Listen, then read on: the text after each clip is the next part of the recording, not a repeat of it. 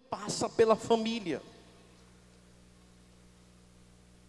Que na verdade, talvez quem precisava ser curado nesse momento não era tão somente a criança, mas a mãe e o pai, que tiveram a coragem de juntamente com aquela criança fazer um caminho de cura para ela. De fazer um caminho de cura para ela. Quantas pessoas, infelizmente, contrai para si tantas tristezas, tantos males, por causa de famílias que não são integradas, por causa de famílias que não estão inteiras, por causa de famílias onde o pai e a mãe não são referências.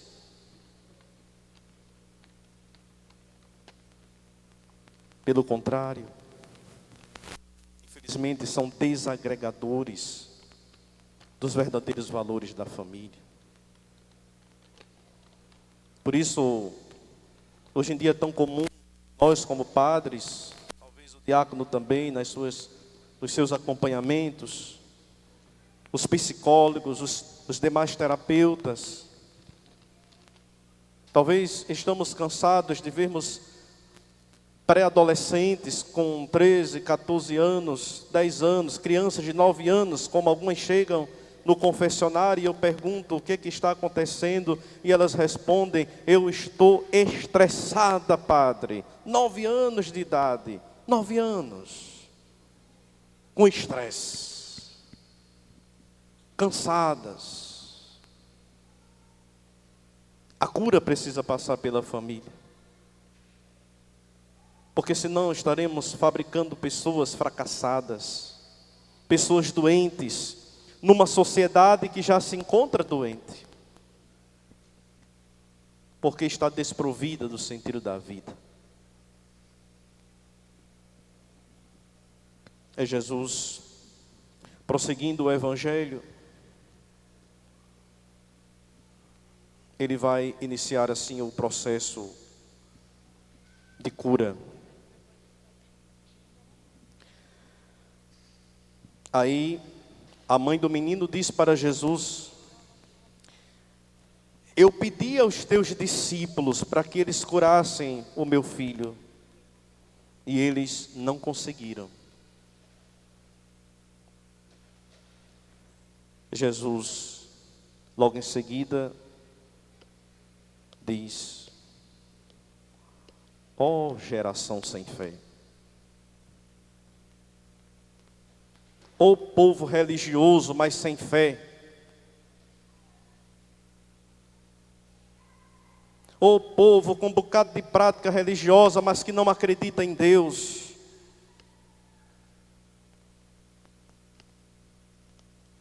Até quando estarei convosco? Pergunta Jesus. Temos esse grande problema de às vezes ser pessoas muito religiosas, irmos à missa, rezarmos o texto,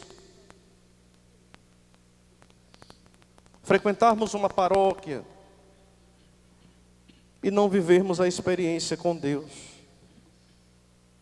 e não termos fé, porque a fé é um abandono nas mãos de Deus, como a criança que se joga nos braços de um pai sem medo de cair, porque ela sabe que está em segurança. Ela não vai ter medo da altura, porque sabe que lá embaixo quem está é o pai. E o pai fará de tudo para salvá-la. E a fé é exatamente essa experiência. Às vezes andamos com um bocado de sinal religioso no pescoço, camisas com estampas de santos, de Nossa Senhora, mas não vivemos a fé, não temos esse abandono, não acreditamos. Às vezes até eu mesmo como padre posso me vestir assim e ir para o altar e não acreditar naquilo que eu faço, naquilo que eu celebro, e não passar de um ritual religioso, de um teatro, porque falta a experiência da fé. Só depois que Jesus faz essa pergunta é que ele vai curar a criança. E tem um detalhe: o pai do menino, ele coloca uma condicional para Jesus. Ele diz assim: se o Senhor quiser, o meu filho pode ser curado. Agora é o pai que entra, não é mais a mãe. É o pai. Aí o coração de Jesus começa a se mover. Por quê? Porque a oração do pai é humilde. Ele sabe que Jesus tem poder. Ele sabe que Jesus pode curar, pode transformar todas as coisas. Mas ele diz: se quiseres, Jesus, podes curar o meu filho. Na oração, só se alcança a graça de Deus com humildade. Não é com arrogância. Tem tantas pessoas que querem brigar com Deus, colocar Deus contra a parede, achando que Ele é nosso serviçal. Deus sabe de todas as necessidades, mas é preciso também usarmos a humildade. Como é bonita a humildade em todos os ambientes, em todos os lugares, em todas as situações da vida, até mesmo nos momentos mais obscuros. Continuar humilde, porque a humildade é a fortaleza do cristão. Aí Jesus diz: se podes, claro que eu posso. E ele diz: Senhor, eu tenho fé, mas ajuda-me. Essa expressão aqui, inclusive, a gente repete em cada missa, quando o padre ergue o corpo de Cristo, e nós respondemos em silêncio, né? Meu Senhor e meu Deus, eu creio. Está aqui. Jesus, eu tenho fé, mas ajuda-me. Porque muitas vezes eu vacilo. Jesus faz a cura no menino. Um detalhe importante: Jesus, ele toma a mão do menino, pega pela mão. Depois vai para dentro de casa, olha os detalhes, sustentar pela mão. Jesus não pega a criança nos braços. Lembre desse detalhe. Quando você vai dar a mão a alguém, você vai levantar a pessoa. Mas para a pessoa se levantar é preciso o quê? Ela tem que ir ficando em pé. Ela precisa fazer um esforço. Ele estendeu a mão, diz o texto. Não botou ninguém no braço para carregar, não. Estendeu a mão. E a criança, sustentada pela mão de Jesus, ficou em pé. Detalhe também importante: a cura ainda não foi realizada aqui. Mas a criança ficou em pé. Quer ser curado? Quer ser curada de alguma situação? Dê o primeiro passo. Não fique esperando ninguém colocar você nos braços, porque ninguém vai lhe colocar nos braços. O grande problema de muita tristeza por aí afora é porque nós estamos esperando alguém nos colocar no braço. E não vai chegar essa pessoa. Sinto muito. Porque nem Jesus pegou ninguém no braço. Não tem no Evangelho dizendo isso. Dê o primeiro passo. Se disponha a isso. Você quer? Lembra do relato do cego Bartimeu? Estava à beira do caminho, Jesus ia passando. O cego disse: Jesus, filho de Davi, tem piedade de mim. Foi a oração do cego. Jesus chegou até ele e fez a cura, não foi? Fez a cura? Não. Ele chegou para o cego e fez uma pergunta. Qual foi? Vocês lembram? O que você quer? O que você quer? O que você está buscando na vida? Qual é a cura que você quer? Os problemas precisam ser identificados para serem tratados. Você não vai ao médico, chegar lá e dizer: não, eu estou aqui, não sei nem o que é que eu estou sentindo. Bom, saiba de uma coisa, o médico não vai saber também. E você vai voltar doente para casa.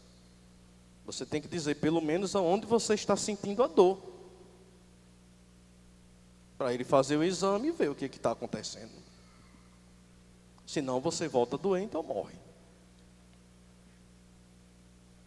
Identifique aquilo que faz você não ser curado.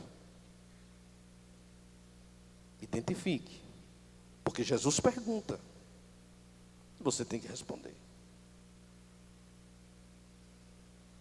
Jesus pega o menino pela mão, sustenta e leva para onde?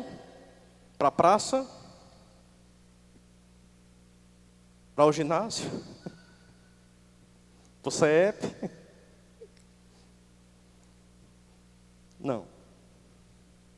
Levou para onde? Diz o texto. Para dentro de casa. Porque o problema estava lá. É lindo isso, né? Os detalhes do Evangelho são fantásticos.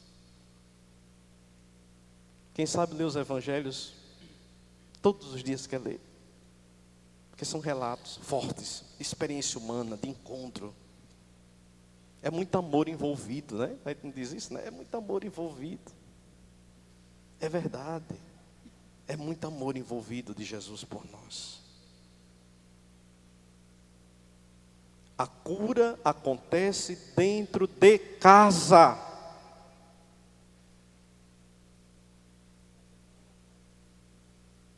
E Jesus expulsa o demônio da criança. Espírito surdo-mudo, saia desta criança. Ou seja, Jesus devolve a virtude do ouvir e do falar. A partir de agora, aquela criança, ela fica liberta dos dois piores demônios que muitas vezes estão presentes na nossa vida. A criança é cada um de nós. A criança sou eu, Padre Marcos. A criança é o diácono Emanuel. A criança é Inácia. A criança é Luci. A criança é Josimar. A criança é Eduardo. E todos vocês que estão aqui.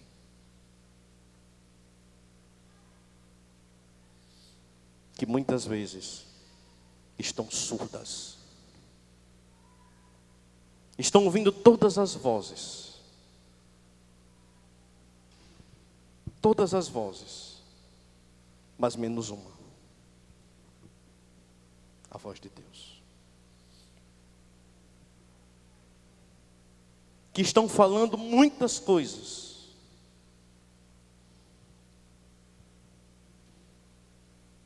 Mas menos a obra de Deus na sua vida.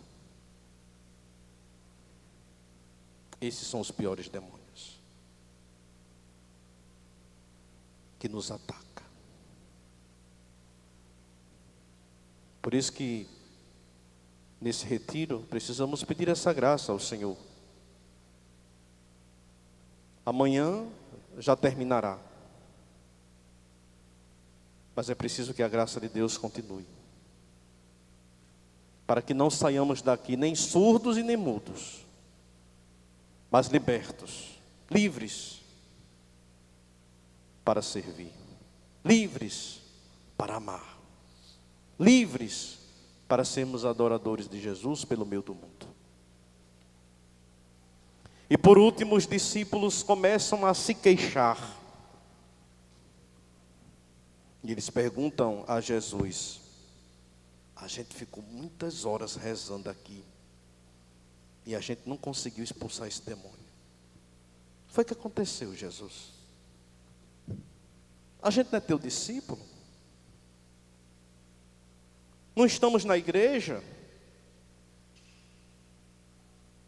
Não somos padres, ministros, catequistas, músicos, comunicadores da tua palavra, coordenadores de comunidades, membros da renovação carismática católica, nos seus diversos ministérios, leitores. E por que, Jesus, não conseguimos tirar esse troço? E por que não conseguimos tirar esse mal da nossa vida? E por que a minha família vai de mal a pior?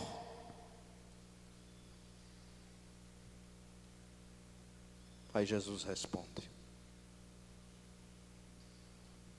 é porque tem demônios que só podem sair com oração. Mas eles estavam rezando. Eles rezaram tanto que causou confusão.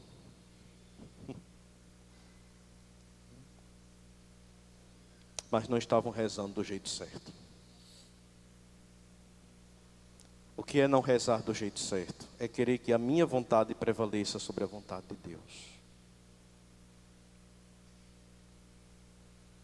É querer que eu domine todas as situações sem a participação de Deus na minha vida. Não vai conseguir.